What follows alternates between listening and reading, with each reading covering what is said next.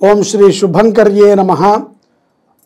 వక్రతుండ మహాకాయ సూర్యకోటి సమప్రభ నిర్విఘ్నం కురు మే దేవ సర్వకార్యేషు సర్వదా. ఆదిత్యాయ చ సోమాయ మంగళాయ బుధాయ చ గురుశుక్రశనిభ్యశ్చ రాహవే కేతవే నమః. గురుబ్రహ్మా గురుర్విష్ణుః గురుర్దేవో మహేశ్వరః గురు సాక్షాత్ పరబ్రహ్మ తస్మై శ్రీ గురవే నమః. ఓం శ్రీ మహాగణాధిపతయే నమో నమః. ఓం శ్రీ ఆదిత్యాది నవగ్రహ దేవతాభ్యో నమో నమః. ఓం శ్రీ సద్గురు పాదుకాభ్యాం నమో నమః. మిథున రాశి వారికి 2025 మే నెలలో గోచార ఫలితాలు ఏ విధంగా ఉన్నాయో తెలియజేస్తున్నాము. శ్రద్ధగా ఆలకించండి. మిథున రాశి వారికి ఉద్యోగాలలో ఏమాత్రము మార్పు కనబడదు. స్థిరమైనటువంటి ప్రయత్నం, ఉద్యోగములో స్థిరత్వము లేదు. ఏదైనా కొంత ఆర్థిక పరముగా ఇబ్బంది పడుతున్నాము, ఉద్యోగాలలో కొంత జీతము పెరిగినా లేకపోతే మార్పు వచ్చినా మాకు కొంత బాగుంటుంది అనుకునేటువంటి వారికి ఒక చిన్నపాటి ఆశ అయితే ఈ మాసంలో కలుగుతుంది. మార్పు వస్తుంది. తప్పనిసరిగా మనం చేసేటువంటి పని సఫలమవుతుంది. మనకి ఈ నెల కాకపోతే వచ్చే నెలలో అయినా సరే ఇంక్రిమెంటు, జీతములో పెంపు ఇవన్నీ ఉంటాయి అని మీ ఆశ దృఢత్వం అవుతుంది. తొందరపాటుతో ఇప్పుడు బాగాలేదు కదా అని చెప్పి ఉద్యోగం మారటము, లేకపోతే అంటే గోచారం రీత్యా ఉద్యోగం మారటము కానీ, లేకపోతే ఇంకొక పనిని ఏదైనా వెతుకుదామని ప్రయత్నం చేయటము కానీ మంచిది కాదు. విదేశాలలో ఉన్నటువంటి వారు కూడా ఈ విషయాన్ని గమనించండి. ప్రభుత్వ రంగంలో ఉన్నటువంటి వారికి అదనపు బాధ్యతలని కూడా అప్పచెప్తారు. ఎక్కువసేపు ఉద్యోగ ఒత్తిడి ఉంటుంది, జాగ్రత్త పడండి. ఇక వ్యాపార రంగములో ఉన్నటువంటి వారికి మాసం ప్రారంభంలో ఒక పౌర్ణమి లోపు వరకు మంచిగా సంపాదన అదంతా ఉంటుంది. చక్కటి సంపాదన మీద ఆధారపడి ఉంటారు, వృద్ధి చెందుతారు. రావాల్సినటువంటి కొన్ని బకాయిలు కూడా మీరు ఊహించని రీతిలో మీకు అందుతాయి, బాగానే ఉంటుంది. మాసాంతంలో మాత్రము అంటే నెలాఖరి సమయంలో, జనరల్గా నెలాఖరికి అందరికీ ఉండే ఒత్తిడే మీకు ఉంటుంది అనుకుంటారు, కానీ దానికంటే ఎక్కువ ఒత్తిడినే మీరు అనుభవిస్తారు. తస్మాత్ జాగ్రత్తగా ఉండండి. కొన్ని ఖర్చులు కూడా వచ్చి పడతాయి. వాటికి కూడా సరిసమాంతరముగా ధనాన్ని దాచిపెట్టుకోండి. వివాహం కానటువంటి మిథున రాశి జాతకులకి యోగ్యమైనటువంటి సంబంధాలే దొరుకుతాయి. కొంత ప్రేమ వ్యవహారాలు నడిపేటువంటి మిథున రాశి జాతకులు తల్లిదండ్రులను కాదని, ఎవరో ఏదో మనకి సహాయపడతారని వారిని విశ్వసించి మోసపోవద్దు. కొంత ఆలస్యమైనప్పటికీ తల్లిదండ్రుల్ని ఒప్పించి వివాహం చేసుకుంటాం మంచిది. ఆరోగ్యం పట్ల శ్రద్ధ అవసరము. కుటుంబంలో ఒకరి ఆరోగ్యము కోసమై మీరు మిథున రాశి జాతకులు మే నెలలో కొంత ధనాన్ని ఖర్చు పెడతారు. భార్యకి ఇష్టము లేకపోయినా, భర్తకి ఇష్టము లేకపోయినా మిథున రాశి జాతకులు మీ కుటుంబ వ్యక్తి మీద కొంత అనారోగ్యము కోసమై చేబదులు కూడా ఇస్తారు అని మనం అనుకోవచ్చు. అంత స్థితిలో సహాయాన్ని అందిస్తారు, తప్పదు.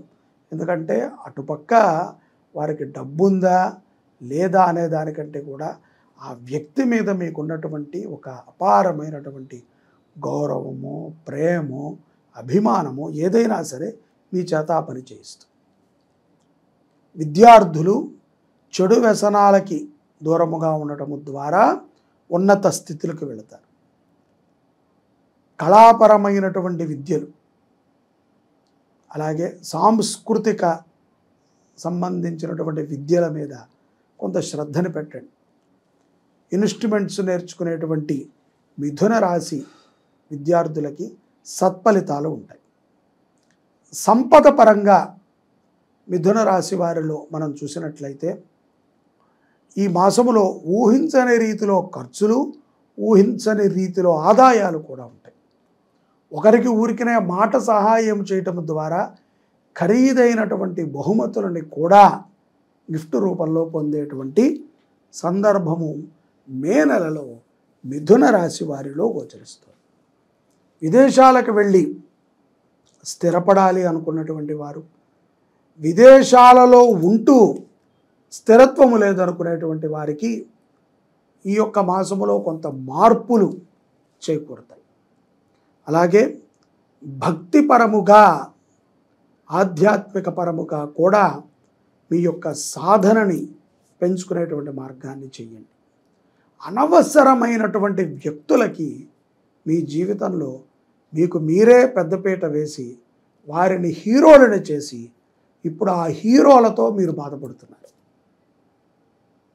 కాబట్టి మీరు క్రియేషన్ చేసినటువంటి వ్యక్తులని మీరు తుంచడం సులభం. దానికి ఒకటే అస్త్రం, మీ పని మీరు చేసుకు వెళ్ళటం, మీరు నమ్మినటువంటి పనిని మీరు పూర్తి విశ్వాసముతో చేయటం. ముఖ్యంగా ఎదుట వారికి హాని కలిగించనంత కాలము ఏ గ్రహదోషాలు ఎలా ఉన్నప్పటికీ మిమ్మల్ని మంచిగా చూస్తాయి. ఎదుట వారికి మనము ప్రమాదాన్ని ఇచ్చేటప్పుడు, ఎదుట వారికి మనము అతిగా వారి మీదే డిపెండ్ అయినప్పుడు, అతిగా వారి నుంచి మనం ఆశించేటప్పుడే గ్రహాలు కానీ దేవతలు కానీ మనం ఏం చేయలేరు. ఎందుకంటే వారి యొక్క అనుగ్రహాన్ని మనం పొందలేం, ఏమీ చేయలేరు అంటే అర్థం అది.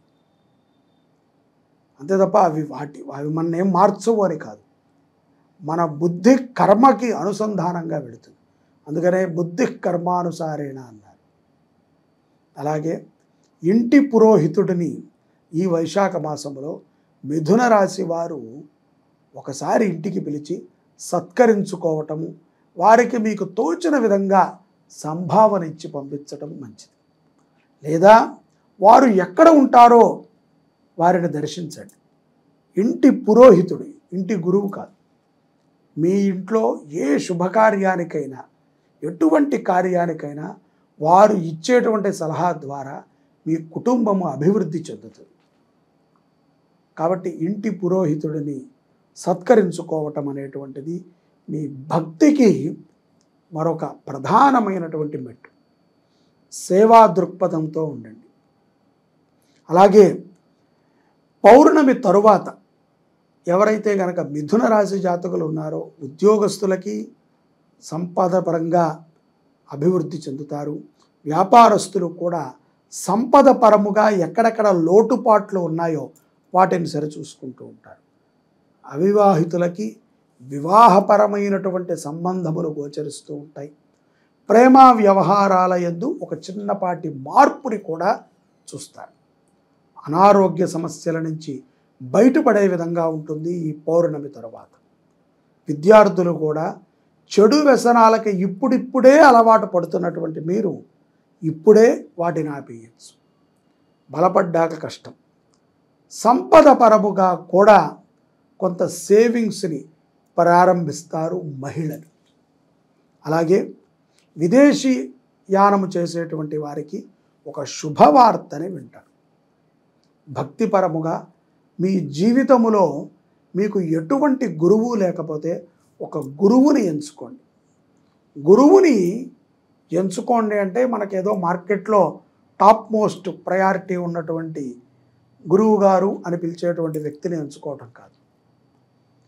సాధన ద్వారా మనకి మంచి మార్గాన్ని చెప్పేటువంటి వాడు, మనలో ఉన్నటువంటి అజ్ఞాన జ్యోతిని తొలగించి జ్ఞాన జ్యోతిని వెలిగించేటువంటి వాడు. తన అవసరాలకి వాడుకునేవాడు గురువు కాదు. మనకి అవసరము ఉన్నా లేకపోయినా మనము గురువు గారు అని పిలిచేటువంటి ఒక అర్హతని కలిగినటువంటి గురువు. అంతే తప్ప ప్రయారిటీలో టాప్ లిస్ట్లో ఎవరున్నారో చూసి వారిని పరిచయం పెంచుకోమని కాదు. ఆధ్యాత్మికంగా మనము సత్సంగ చర్చ కానీ మనము ఆయనని చూసినప్పుడు ఈయనతో మన జన్మ జన్మలకి కూడా ఒక సంబంధం ఉన్నది అనేటువంటి ఒక కనెక్టివిటీ కావాలి. ఆ యొక్క మాటల ద్వారా మనకి తెలియకుండానే మన మైండ్ ఒక పరిపూర్ణతమైనటువంటి ప్రశాంతతని పొందగలగాలి. అటువంటి వారిని వెతకండి. ఆధ్యాత్మికంలో అటువంటి వారు దొరకటం అసాధ్యం. వెతకండి, దొరుకుతారు. అలాగే పరిహారపరముగా గనక మనము మిథున రాశి వారి జాతకరీత్యా మనం చూసుకున్నట్లయితే ఈ యొక్క మాసములో ధాన్యముని దానము చేయటం చాలా ముఖ్యం.